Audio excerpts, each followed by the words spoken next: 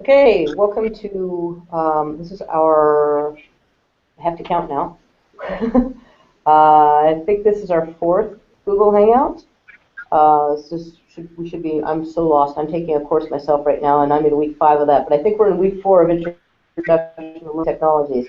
So welcome, everybody. And this week we're speaking with Cassidy from Moose Jaw, Saskatchewan, who is a grade 1 teacher. We're going to talk about blogging today. Before we get started, let me just remind you that you can send in your questions via Twitter using the hashtag ILT_USask. So ILT_USask.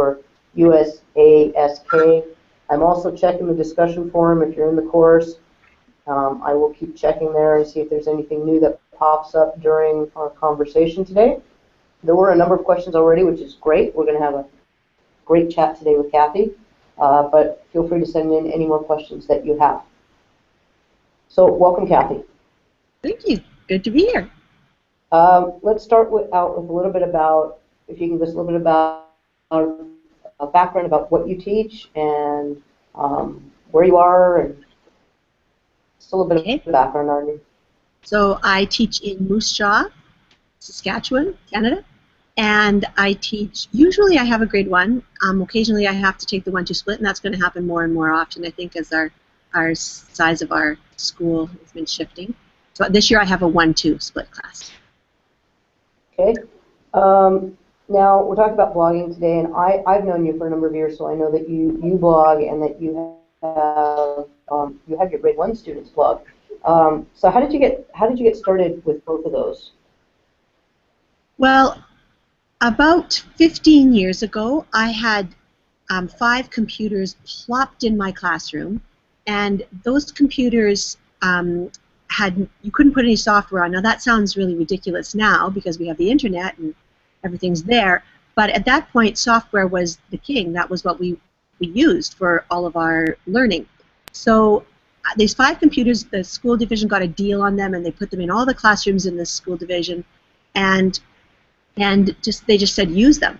And so if you have ever taught grade 1, you know that they aren't very good at typing in URLs, and they couldn't really use the word processing program that was on them. So there was word processing or internet. Those are the 2 choices. And so then that started me on a journey to build a web page, and I built a web page that had lots of links to all of the Flash games that were reinforcing skills that grade 1 students like to play, and that were helping them with their rhyming and helping them with their alphabet skills, and later on helping them with vowel sounds, things like that. I had a really extensive web page, and it was all good, but I was really sort of disturbed and unhappy that the students weren't really using higher order thinking skills. They were just sort of regurgitating and practicing. They weren't using the higher things on Bloom's taxonomy, and so I wanted them to be able to create somehow. And so I decided that I would ask somebody. I asked my technology director at the time, and he didn't really know what I was talking about. I said, you know, I would like to write or something like that, and nothing came up. But then I was in a PD opportunity that it was about 60 new things to do on the internet. And so this was groundbreaking stuff back then. And one of the things that this person mentioned was the word blog. And that got me started, and that made me think, wow, this is something that maybe would work. So I emailed my tech director, who was Dean Sharesky at the time, and said, do you think that this would work with grade 1 students? And he said, sure. I think he was looking for a guinea pig. And so he said, sure. And I've never looked back. That was 10 years ago this month, actually, that I started that, and we changed our blogging host, but I've never looked back. It's just sort of changed my classroom entirely. That's great. One question that I know you and I have talked about that's come up a lot for people is privacy issues. So you're dealing with, I have a 6-year-old in grade 1 myself. How do you deal with issues around privacy and protecting kids' privacy? Well, when I first started this, it was before all of the oh dear, this is scary kind of thing started. And so I was sort of on my own to sort of come up with things. And what I came up with and still have is this. that the students all have their own blog that's called by their name. So you can see on my blog right now that Cadence's Learning is a blog, Ryder's Learning, Riley's Learning, and so on. But on those blogs, you will never see a picture of the child that's associated with that, and they'll never see their last name. You might see on my blog pictures of the kids, and in fact you will see pictures of the kids, but there's never a name associated with that. So I keep last names out of the mix entirely, and I don't match names and pictures. And I'm pretty anal about that. If the parents send a comment and they put their last name, even if it's not the same as the child's, then I don't publish. We read the comment, celebrate it, but I don't publish it. So that's what I do. That's great. Okay, let's get started with some questions from students in the class in Introduction to Learning Technologies. This one is from Linda, and she asked, how do the parents of your pupils respond to you getting them to blog at age 6 and 7, and do they openly blog? Like, can anybody in the world read what the students are blogging? And I guess how do parents feel about that? Or how do they feel about them blogging, period? Yes, anyone in the world can read it. As I said, it really was to my advantage that I had started this before there was all the hoopla, because now when people come into my class, usually they've heard about what I'm doing and in the community, and so that's not usually a problem. I have very rarely had a parent ask me about it, and when I have had, once I've explained to them the safety things that I had in mind and why I wanted to be able to do it, they're very on board. They really respond to it. What I have discovered over the last couple years is that if I post on, I have a Facebook page that I just post the link every time I put something on the blog, then I post it on Facebook. The parents really engage through that way, because that's where all the parents of my students are at. They're on Facebook. They're not necessarily in other spaces, but that's the space that they're in. So that has helped them to be more attached to what's going on.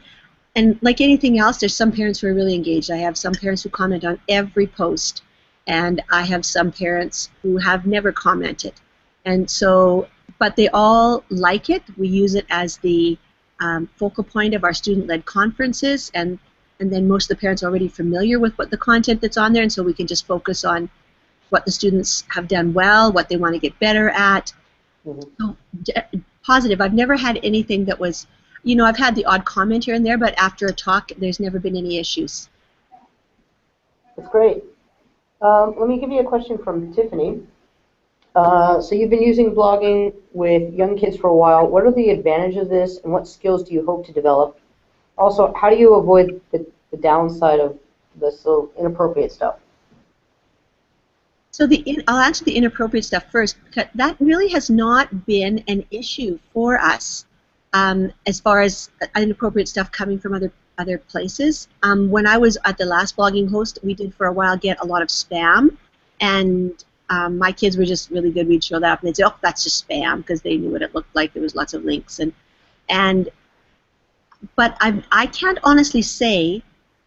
Well, actually, one time from another student somewhere in Saskatchewan, who I was able to track down and talk to the teacher about it, had posted something negative on one of the kids' blogs, just like that's not very good writing or something. And I did talk to that teacher. But besides that, I cannot think of anything inappropriate that's ever come in a comment, except for a spam kind of thing, or someone that my kids say, "Oh, he's just trying to get a link on our blog to him, what he's doing." And those are the only things that's happened, but nothing inappropriate has really ever happened. And can you read me the first part of the question again? Well, yeah. And what are the advantages that you've seen for the kids blogging so young? Well, first of all, it gives them an audience for their work. An audience is very powerful, whether you're 6 or whether you're 66. When you think that somebody is going to read what you're writing, it's much more powerful for you. And my kids come to me as pre-writers. They can usually write their name, and some of them know some sounds and how to associate that sound. But for most part, it's pretty gobbledygook. But I just let them write anyway, and then I put in brackets at the end what they meant that to say. And so before they're even writers, they are published, and their thoughts are out there, and people can respond on that thoughts. And that's a very powerful thing. And I think this isn't an originally reason why I started. I just started because I wanted to be able to communicate better with the parents, and because I wanted the kids to be able to do something that was a higher order thinking skill. But I've come to realize the importance of teaching digital citizenship, even to 6-year-olds, that what goes online stays online, and how do we protect ourselves? How do we what is appropriate to put on, and how to be kind online, and things like that. Things that really we shouldn't be waiting until the kids are old enough that they're already doing this independently online. We need to start teaching this from the time that they're 6, so that by the time they become those grade 5, 6, and they're starting to be online a lot, that they have this background and they know how to handle being online. Right. I frequently, when I talk to, because I work at the university, when I talk to faculty, I mention you. And I put it as, there's this teacher in Moose Jaw who has students blogging when they're in grade 1, and eventually those students some of those students will come here. And they're not, this is what they've had. They started blogging when they were in grade 1, so what are you going to do to support that? And so what benefits would you say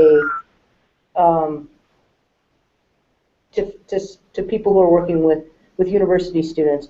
Why should their students be blogging? What advice would you give them? Well, there's a lot of reasons to blog.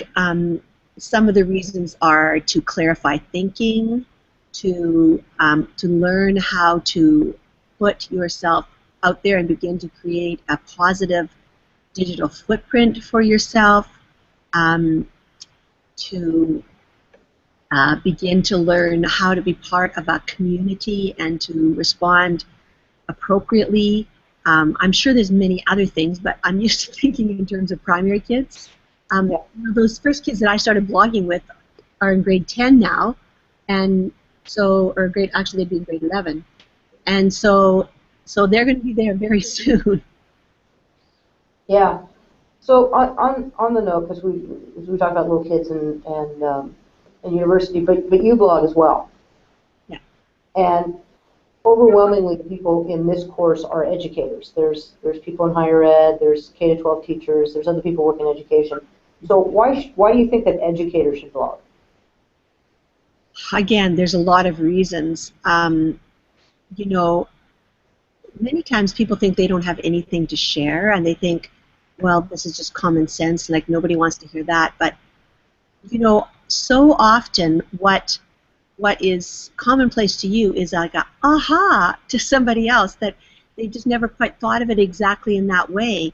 So there's more and more educators who are blogging all the time, and they're sharing what's the practices and the best practices in their classroom, and others are learning from it, and you can learn from other people. So if you want to learn from other people, it's only fair that you would share your thoughts back with them. And I find it difficult to carve out time, because I have the classroom blog and I try to do that 2 or 3 times a week, and I do find it difficult to find time for my own professional blog. But I know it's an important thing to share those things, because it helps other people. And it can, as you're writing, it often clarifies your thinking in that. Now, some people that doesn't work, but it does sometimes for me, that as I write it, I think, oh yeah, that's why I do that, and that makes sense. Or I might think, I could even push this further, because I'm thinking about it as I'm writing it. Right, absolutely. And I understand the whole thing about time, because I know my blog gets neglected a great deal, because I also run the blog for our Teaching and Learning Center, and I find that I end up writing more posts for that because we need them, and my own blog gets neglected as a result of that. The next question is actually from Carl in the course, and Carl said, I'm interested in your thoughts on the technology divide. Here in North Carolina, there are major rural areas of the state where internet is not available. In my area, there are financial barriers that preclude families from having the internet at home. Having an internet-driven activity, a significant piece of your pedagogy, could be impacted by these barriers to learning. Do you have similar issues? If you do, how do you address them? And if you do not, what are your thoughts on addressing them? Well, I think, first of all, that I'm really fortunate in where I am, that my school division has always been proactive as far as technology is concerned. You know, we have wireless internet in all of the schools in the division, and there's the schools get a certain amount of money that they can use to choose what kind of technology that they want. I was fortunate also to win contest, a Canadian contest that allowed me to purchase 30 iPads for my classroom, and so that has helped a great deal. But I have persevered with what we have done, whether we had those 5 computers, whether we had 30 iPads, or whether we only had my one desktop, and we had our weekly trip to the computer lab. Now, you know, I'm not sure, it sounded like you were describing a situation where there was no internet. And so that's really a governmental issue, and so, you know, I don't really feel like I have something to talk about with that, except to say that I think that having internet access is becoming, it's like literacy. You know, we provide kids to learn to read and write, but if they don't also have internet access, you know, that I think that's a part of literacy. You know, I would say if a child can't make a video, then they're not literate, because video is becoming such a new form of literacy, and being able to be online is so important.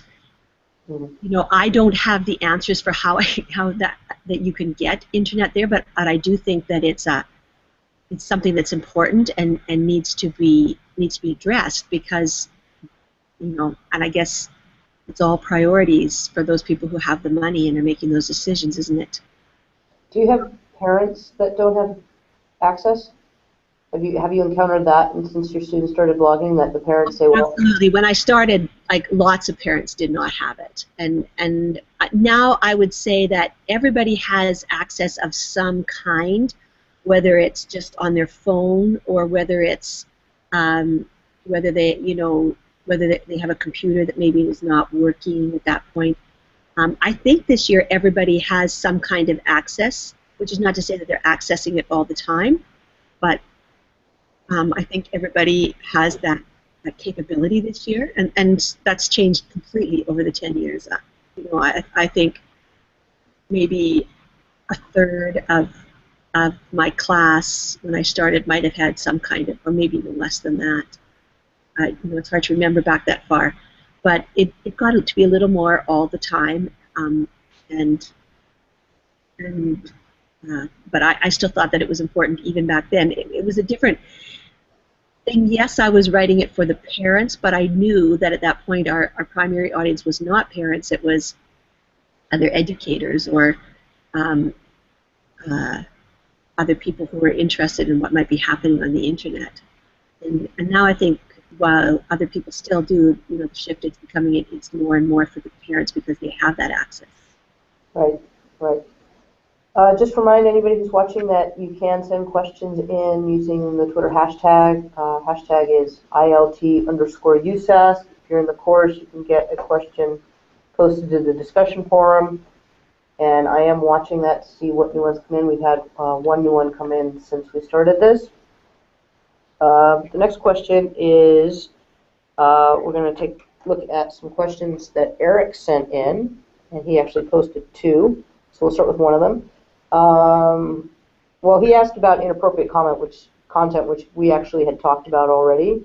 Let me ask you something though on that topic. Do the computers in your school have filters?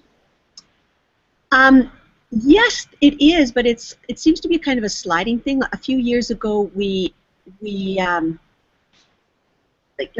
can't think in the last year what if I've tried to type in anything and it hasn't been accepted. But I think it's a kind of a program that learns as it goes along, so that that the teacher, you send in something to the tech people and say, look, I wanted to access this site and I don't know, for some reason it won't let me, and so then they open that up because they look at it and see, okay, this is an okay site. I'm sure that there are things that would get blocked, but it's nothing that in my classroom we've tried to go on to. So yeah, we do have some kind of filter, but it's a really good one, as you call it, good filter. Right.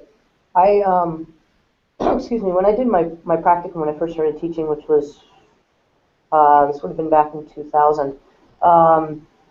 I was at an all-girls private school, and it was actually in Ontario, so it was K to 13. And so they intentionally didn't have filters on because they found that the older kids were having too much blocked, especially when they went to do like health reports. Mm-hmm. Those sort of things being blocked. But I didn't have an office, so I did my work in the library because I was just student teaching. And there was this little girl who sat down next to me, and she was trying to do a report on something to do with the swift fox. It was for grade 1 or 2. And she sits down at the computer and she simply types in foxes.com. And I happened to glance over just as the page came up and said, "Oh, let me help you with this." And so, I mean, but it is that idea of if you're going to not have filters, then just have the computers where there are teachers and librarians, and you can educate kids about the best way to do searches and what they should be looking for. And I agree that we should be starting from the earliest time, because get them learning this stuff appropriately before they just start using it on their own. Yeah, and there are sites that have filtered searches for children to, like, the internet has changed so much in the last 10 years. Everything is so much easier to do. When I first started blogging, I never put pictures on because I had no idea how. But now it's so easy, that the tool does it for you. Yeah, it's become incredibly easy. We have got a few more questions coming in. This is great.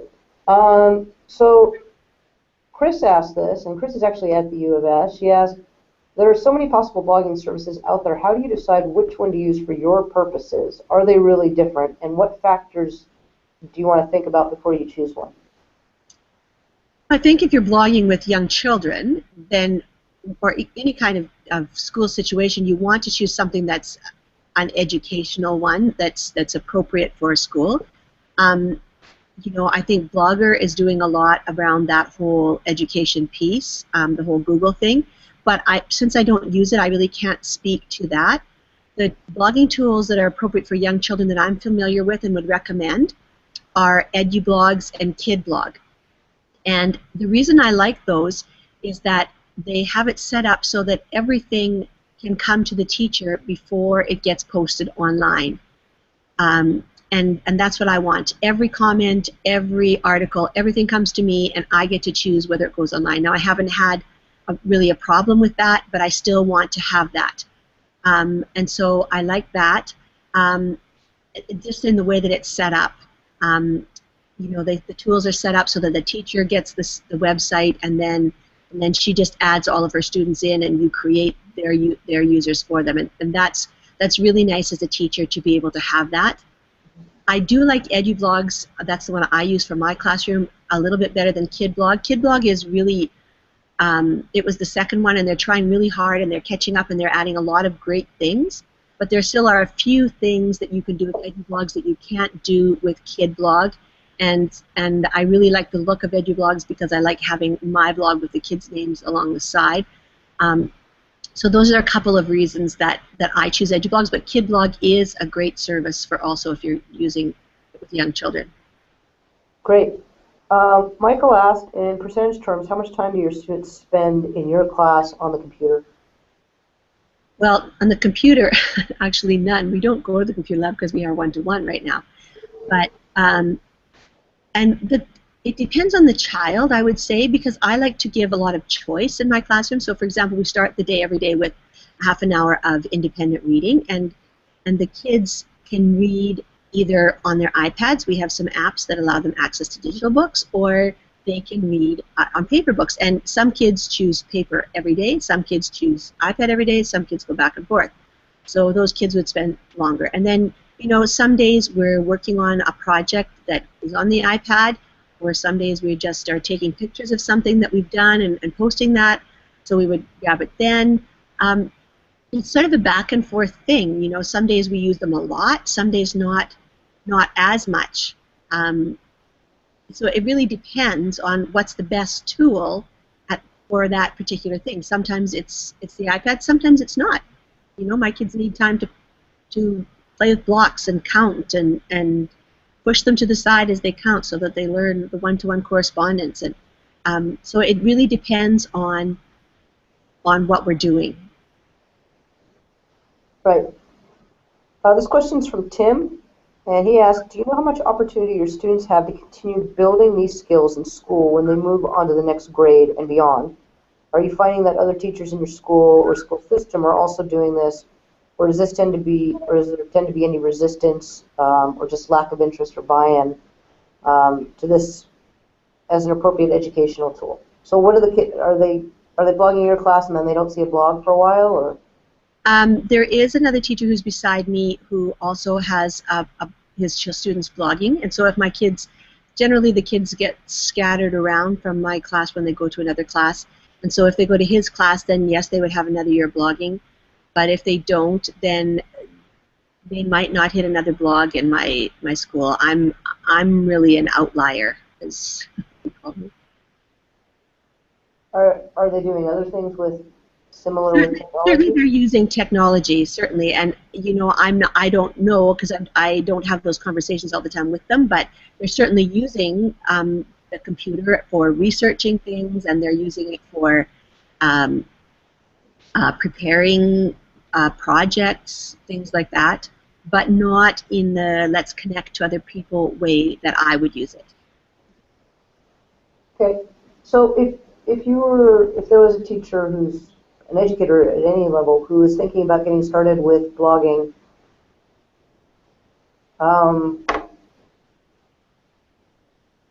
sorry, I just got a message. If somebody else can send me a message, can people see my video? Kathy, are you seeing me? I see a frozen image of you, but I don't. You're not moving anymore. But you can hear me. I don't know what's going on with that. Sorry about that, folks. I just got a message from somebody saying, actually from Ryan, who's my co-teacher in this class. As long as everybody can hear me. The question I was going to ask is if an educator is thinking about getting started, we'll start with blogging on their own. What advice do you have for them for that? We'll start there. So I'd say if you want to start blogging, you know, start with what you feel most comfortable with. You don't have to set up blogs for all of your students right off the bat. Why not try a blog for just that you have a blog, and then you're talking about what's happening in the classroom. Let your students take turns posting on there. Maybe everybody can. When I started out, I had a web page, and I had the students take turns posting at the end of the day. They would just post what we had done through the day, and they could take turns doing that. They could take pictures of what's happening in the classroom and post those on. So it could be sort of like a community blog. That's one way to get started. If you want to jump in and have your kids do blogs too, then that's also possible. But you know, don't try to do everything all at once. Just try to start with one thing. Like maybe you want it to be just a writing blog. Our blogs, the students' blogs, are really blogs that reflect their learning. We have artifacts of learning from all the subject areas, videos and screencasts and stuff like that. But you don't have to do all of that. Okay. So now I've lost you, but I have a picture of the university. Okay, but you're still hearing me, right? Absolutely. Okay, great. As long as you're hearing me. I know that I got started blogging. I've been blogging now for about 10 years, I guess. I was a grad student at the time, and Alec Cross from the University of Regina, who's now at the University of Regina, was very, very kindly hosted me on his server. I was an offshoot of his own blog. And then I moved up and got my own server space and started blogging. But it can be intimidating when you first start out. And that's without taking along a class full of kids with you. Mm-hmm. So I know that there's a lot of educators who will read blogs but they don't they're not ready to contribute to the conversation. Yeah. So much.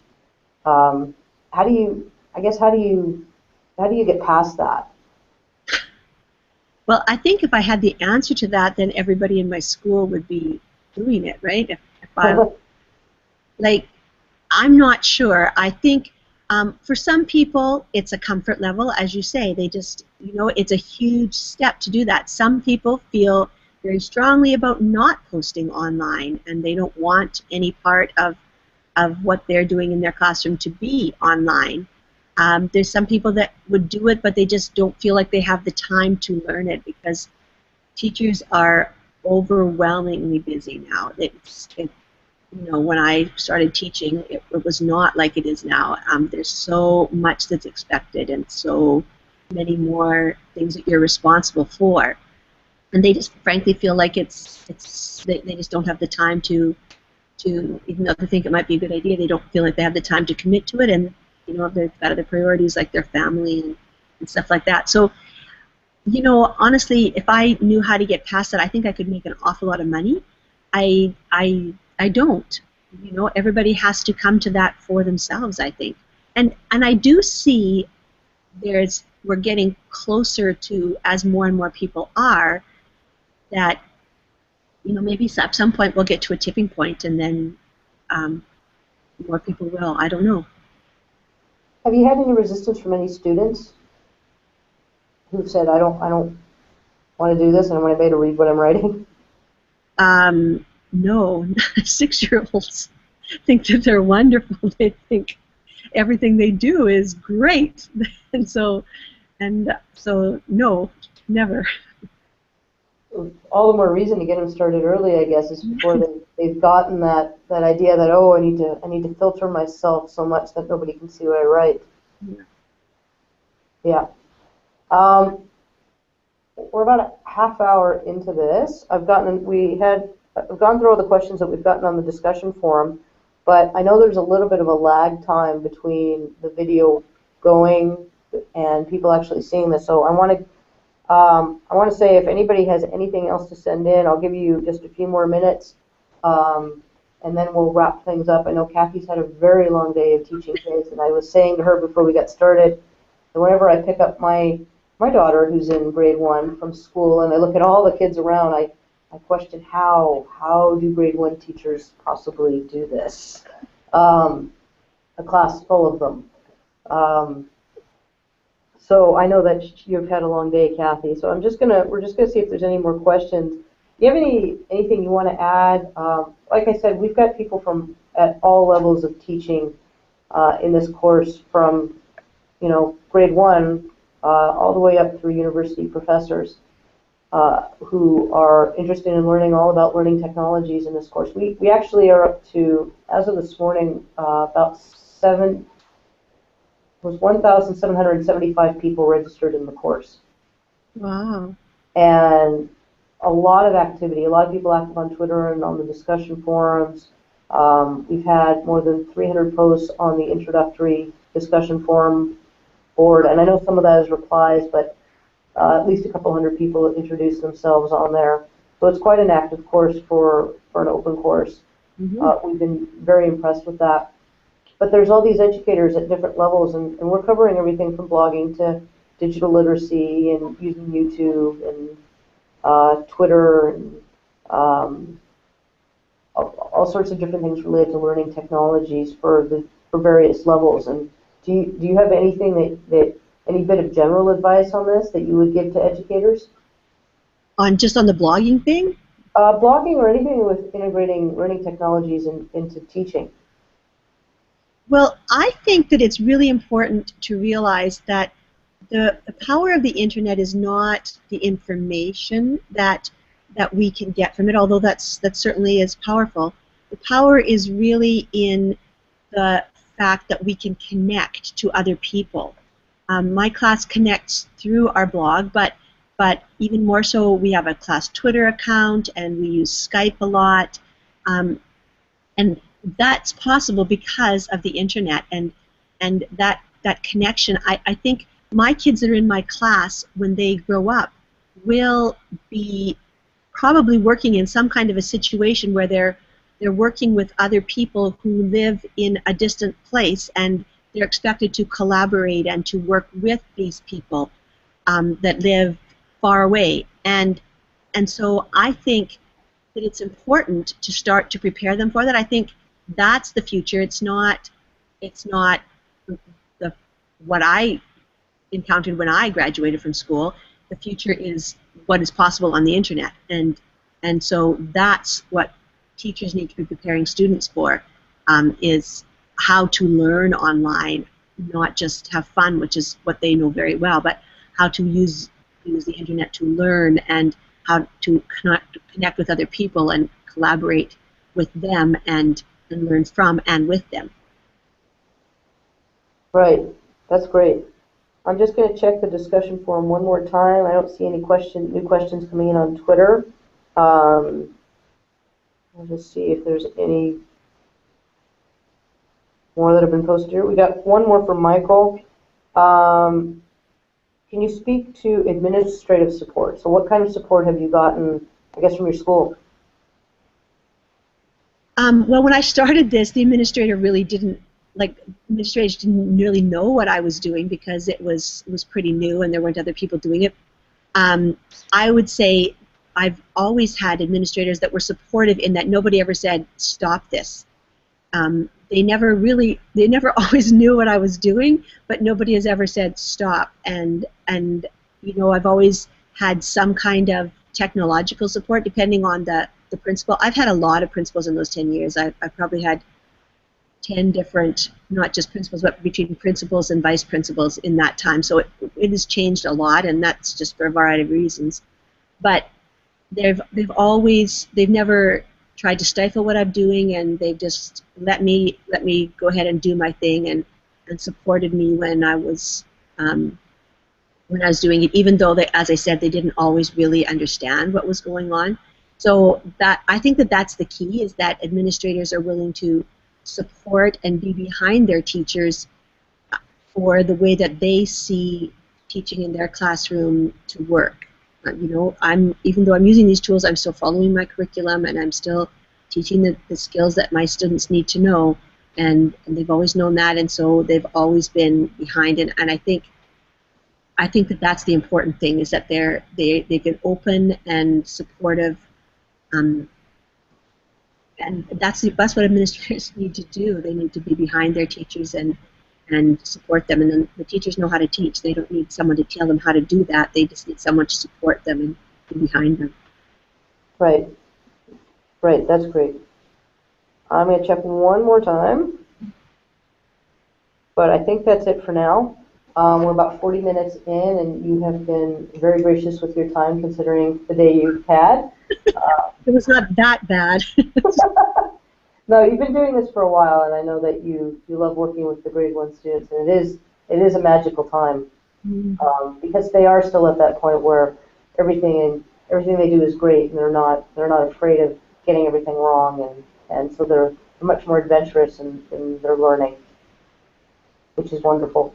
Okay, well, Kathy, I want to thank you for your time, and if anybody has any additional questions that come in, I will forward them on and get some answers for you.